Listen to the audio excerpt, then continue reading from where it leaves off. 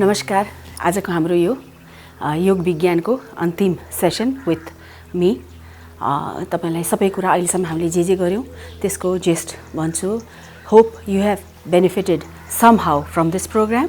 यसबाट केही न केही त लाभ लिनुभयो होला भन्ने आशा गर्दछु। अब जे पनि हामीले गर्यौं, धेरै कुरा गर्यौं, त्यसमा टेक अवेजहरु अब साच्चीकै मुठी बाँधेर मुठीभित्र राख्ने कुराहरु केही कुराहरुलाई म यहाँलाई सर्टकटमा भनिदिन्छु, एकदम सम्झिनु पर्ने। जस्तो हामीले पहिला योगासनमा ध्यान दियौं, योगासनहरु गर्यौं। योगासनहरुले हाम्रो बडीलाई स्ट्रङ इम्युन बनाउनलाई अथवा रोग प्रतिरोधात्मक शक्ति कसरी डेभलप गर्छ भनेर के गर्यौं भन्देखि हामीले फर्स्ट लाइन अफ डिफेन्स जस्तो यो टन्सिल्सहरु, म्युकसहरु भयो, छालाहरु भयो, त्यसलाई वर्क गर्ने भन्यो हैन। विभिन्न योगासन गर्दा टन्सिलहरु ठीक भयो। अनि उज्जयी प्राणायाम गर्दामा टन्सिलहरुलाई भाइब्रेसन हुन्छ, ठीक हुन्छ भन्ने छ, त्यो एउटा भयो।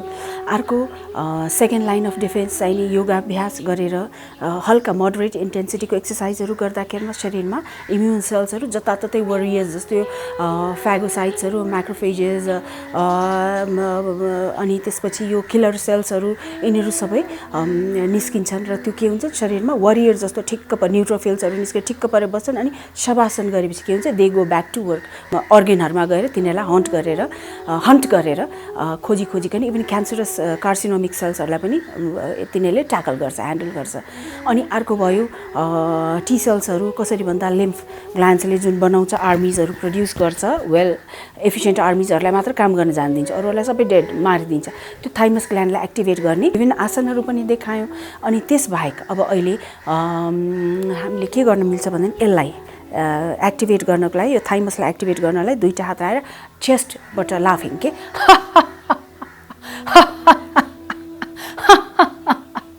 गरेर एउटा लाफिङ त्यो मेथड पनि छ यिनीलाई एक्टिभेट गर्नलाई। टी सेल्सहरुले तपाईहरुलाई पछिसम्म बुढेसकालसम्म रोगसँग लड्ने क्षमता दिन्छ। अर्को बी लिम्फोसाइट्सहरु जुन पेटमा हुन्छन् त्यो पनि थर्ड लाइन अफ डिफेन्सहरु हो। तिनीहरु 75% हुन्छन्, तिनीहरुलाई पनि एक्टिभेट गर्नु पर्यो। माइक्रोबायोमहरुको कुरा त हामीले गरिहाल्यौं, न्यूट्रिसन गुड फुडहरु, त्यो बाहेक प्रोबायोटिक्सहरु कुरा, त्यो बाहेक अब कसरी बेली लाफ्टर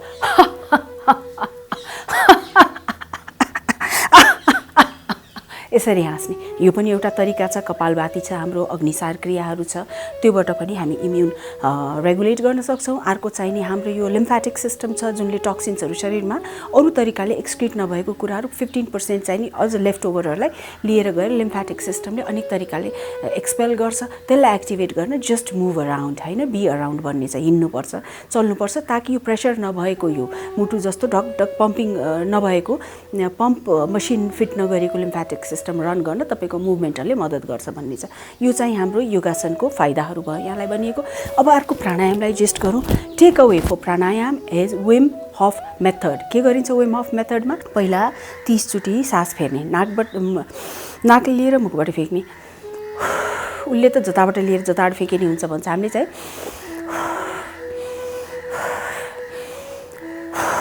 30 भएपछि के गर्ने? भएपछि रोक्ने, कुम्भक। यो बन्द गरे नि हुन्छ, जति सकिन्छ त्यति लामो समय, half a minute, 1 minute, 1.5 minutes, 2 minutes, जति सकिन्छ। यो चाहिँ तपाईको यो एचपी एक्सेसलाई ठ्याक्क ह्याक गर्ने, यो हो बायो ह्याक गर्ने ठाउँ, ठ्याक्क यहाँनिर हो। के गरिन्छ एड्रेनलिन, त्यो एड्रेनलिन छ जुनलाई, त्यसलाई एड्रेनलिन रस गराएर स्पाइक गराएर शरीरमा चाहिँ सेल्सहरुलाई छटपटी बनाउनु। छटपटी गरी के हुन्छ त भन्दा मरिँदैन, डोन्ट वरी। हात खुट्टा सब झमझमा आएपछि यो केमिकल र हार्मोनल चेन्जेसहरु भएर टेक्निकल नामतिर नजाऊ, के हुन्छ सेल्सहरुले आफै ब्लड भेसल्सहरु फर्र बनाएर आरबीसी सिक्रिट गर्ने हर्मोन, आरबीसीले के गर्छ रोगसँग लड्ने क्षमता प्राप्त गर्छ, आफै फुत्त शरीरमा जेनेरेट गराउने। अनि त्यसपछि फेरि के गर्ने, त्यो होल्ड गरिसकेपछि सास छोडे बाहिर फेकेर होल्ड गरेको थियो, अब सास लिन मन लाग्छ, लिएर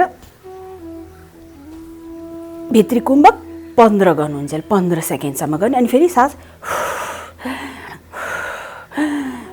गरेर यो चाहिँ नि 3 देखि 4 चोटीसम्म टाइम्स अ डे रेकमेन्ड गरिएको छ। If you can do longer better for you, तर मिनिमम 4 चोटीसम्म गर्नुभयो भने इम्युन सिस्टम एकदम, यो चाहिँ नि 2019 मा चाहिँ नि यसको रिसर्च गर्ने साइन्टिस्टहरूले नोबेल प्राइज पनि पाइसकेका छन्। यो भ्यालिडेट भएको मेथड हो, यहाँलाई भनेको छु। त्यो बाहेक मैले 9 किसिमको अरु प्राणायाम सिकाएको छु।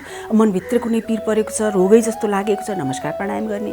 एङ्जाइटीहरु छ भनेदेखि अर्को कुरा छ, अब तपाईलाई पेट ठीक गर्नु छ, माइक्रोबायोम्सहरु ठीक ठिक गर्नु छ, सेन्सिटिभिटी बढाउनु छ भनेदेखि कपालभाती गर्नुहोला। होइन ची पावर एउटा शरीरको आफ्नै क्षमता पनि बढाउनु छ, पेटको तपाईँलाई पावरै पुगिरहेको छ, लेथार्जी जस्तो भएको छ, त्यसले पनि त इम्युन सिस्टम विक हुन्छ भनेदेखि अग्निसार गर्नुहोस्, भित्र सास रोकेर गर्ने त्यो क्रिया गर्नुहोला।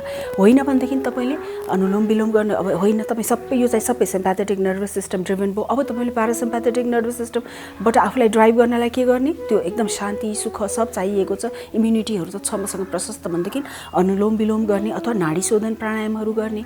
त्यो बाहेक मैले तपाईँलाई बक्स ब्रिदिङ सिकाएको छु, उज्जयी प्राणायाम भर्खर गरेर अनि भ्रामरी प्राणायाम भयो, सबै गरेर मस्तिष्कको लागि मिड ब्रेन एक्टिभेसन, राइट र लेफ्ट लोबको एक्टिभेसनको लागि गर्ने उद्गीत त तपाईँले ओमकार गर्दाखेरिमा गरिहाल्नुहुन्छ। बक्स ब्रिदिङहरू अनेक किसिमको प्राणायाम छ, ध्यान दिएर जुन आफूलाई चाहिएको छ त्यो गर्नु। तर take away for pranayama as way of method होइन।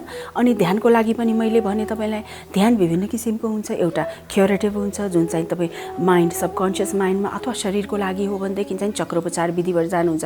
हामी यहाँ कुनै रोग निको पार्न आएको अर्को इभोल्युसनको लागि हुन्छ, जस्तो स्पाइनल कर्डबाट मेरुदण्डबाट सहरसम्मको यात्रा, एड्रेनालिन रसबाट अक्सिटोसिन प्रडक्सन, लभको कम्प्यासनको इमोसन प्रड्युस गरेर मान्छे इभल्भ हुने, बेसिक नेचरबाट एकदम इभल्भ नेचरसम्म जाने, त्यो पनि अहिले हामी गर्न आएको हुन्छ। अर्को मेन्टल एउटा हुन्छ जुन हाइन्ड ब्रेनबाट घाँस बाँस कपासको समस्याबाट एकैचोटि कम्प्यासन र सबलाई सुख शान्ति दिउँ भन्ने बुद्ध बन्ने प्रक्रिया हामी त्यो पनि बन्न लागेका हुन्छ। अहिले हामी थेराप्युटिक मेथडमा पनि मेन्टल अवेरनेस माइन्डफुलनेस अहिले यहाँलाई अहिले यो द पावर अफ नाउ भनिन्छ, अहिले समात्ने एटमिक लिभिङ त्यसको लागि पनि गइरहेका छैन। अहिले हामी हिलिङमा गइरहेको हुनाले मैले यहाँहरूलाई सिकाएँ यो मेथडको लागि तपाईँले के गर्नुपर्छ, पहिला हार्ट र मन, तपाईँको मनले मान्नुपर्छ कि तपाईँले जे गर्न लाग्नु भएको छ यो साइन्टिफिक छ भनेर। त्यसकारण त्यो कोहेरेन्समा गइसकेपछि ठिक छ भनेर तपाईँलाई चित्त बुझिसकेपछि मनलाई अनेक किसिमले ट्रिगर गर्ने। जस्तो मलाई कसैप्रति श्रद्धा छ, त श्रद्धा छ भने सेन्टेन्समा हुँदैन, तपाईँले ग्र्याटिट्युड, थ्याङ्क यू सो मच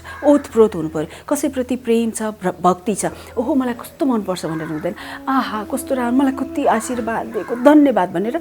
जसरी थटले मैले भने नि प्रोक्रिएसनमा जसरी थट आएपछि इमोसन आएपछि त्यसलाई सेन्सुअलाइज गरिन्छ, त्यसै गरेर यो तपाईँले हार्टलाई ट्रिगर गर्न यो थट तपाईँले जुन ध्यानमा बस्न लाग्नुभएको छ त्यो अब म आफूलाई क्योर गर्छु भनेर थिङ्क गरेपछि त्यसलाई इमोसनमा लग्ने, इमोसन त्यसलाई सेन्सुअलाइज, मान्छे भक्तिमा रुने कराउने गर्छन्, रुनु कराउनु पर्छ। कसरी इमोसनलाइज गर्नुहुन्छ हजुर, तपाईँले सब्जेक्टप्रति कि अब्जेक्टप्रति, कुनै अब्जेक्टिफाइड पिक्चर छ कि कुनै आइडल छ कि कुनै व्यक्ति छ कि त्यसमा अब्जेक्टमा जानुहोस् अथवा सब्जेक्टतिर जानुहोस्। नेचर, कसमस, यो कस्मिक इन्टेलिजेन्स कुनैमा पनि जसप्रति पूर्ण विश्वास छ त्यसमा गएर तपाईँले बसेपछि टक्क आफूलाई आफ्नो सेल्सहरूको मैले पोटेन्सियालिटी त बन्दिसकेँ, क्वान्टम फिल्डको कुरा भने, इन्ट्याङ्गलमेन्ट थ्योरीको कुरा भने, हार्टको आफ्नो इन्टुइटिभ त्यो ब्रेनको कुरा भने, इन्ट्युसन कति स्ट्रङ छ हार्टको भनेर, हार्टको इलेक्ट्रोम्याग्नेटिक डाइनामो हो हार्ट भन्छ। यसले चलाएर के गर्ने, शरीरमा भएको 1.5 भोल्ट भएको प्रत्येक कोषलाई 100 ट्रिलियन सेल्सले म्याग्निफाई गरेर त्यसले बालेर के हुन्छ त्यो सबै फिल अवेरनेस, जहाँ तपाईँले ध्यान दिनुभयो त्यही नै तपाईँको शक्ति गयो। वेयर एभर यो अवेरनेस इज देयर अल यो एनर्जी गोज। अवेरनेस, चेतना चेतना चेतना, ध्यान भनेको त्यही, ध्यानलाई जहाँ लग्यो जस्तो लग्यो जे बन्न खोज्यो त्यो हुन्छ।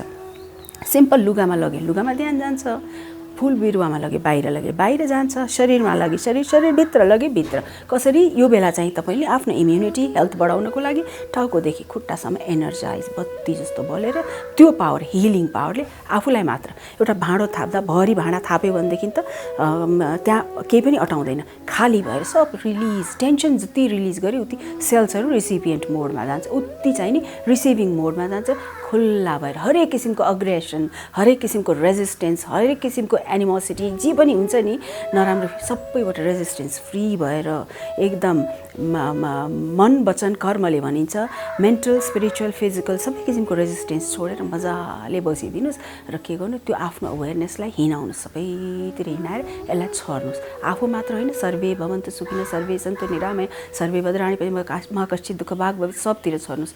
अनि त्यसपछि त्यो अझ रिसिभ रिसिभिङ बाहिर माथिबाट आशीर्वाद प्रार्थना गर्दा माथिबाट आशीर्वाद वर्षिन्छ भनेको त्यो, तर तपाईँले सक्नुपर्छ त्यो आशीर्वादलाई सबैतिर छर। यो बाहेक इम्युनिटीको लागि अरू सनलाइट त छँदैछ, घाममा बस्नुपर्छ, के vitamin D and serotonin. Serotonin चाहिने केले गर्छ, सेरोटोनिन दिनभरि आफूलाई एनर्जी दिन्छ, बेलुका गएपछि मेलाटोनिन सिक्रिट गर्छ।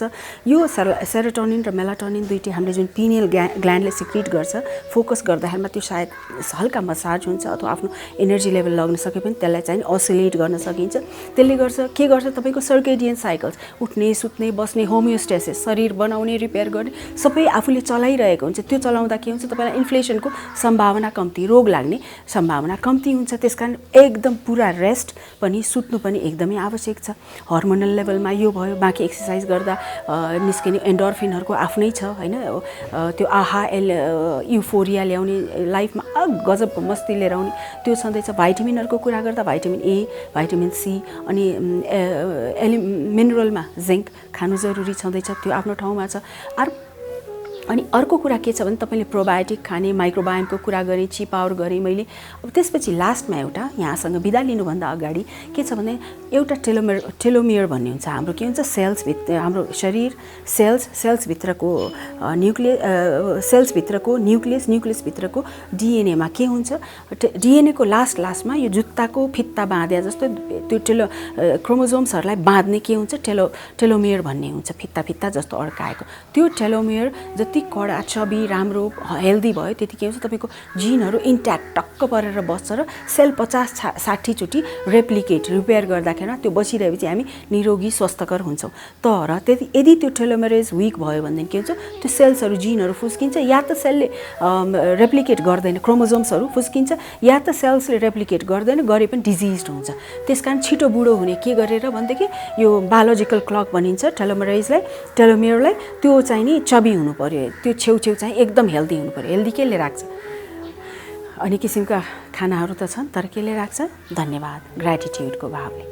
एउटा मन हल्लाउँछ, मुटु हल्लाउँछ, धन्यवादको भावले ट्रिगर गर्छ तपाईँको शरीरमा।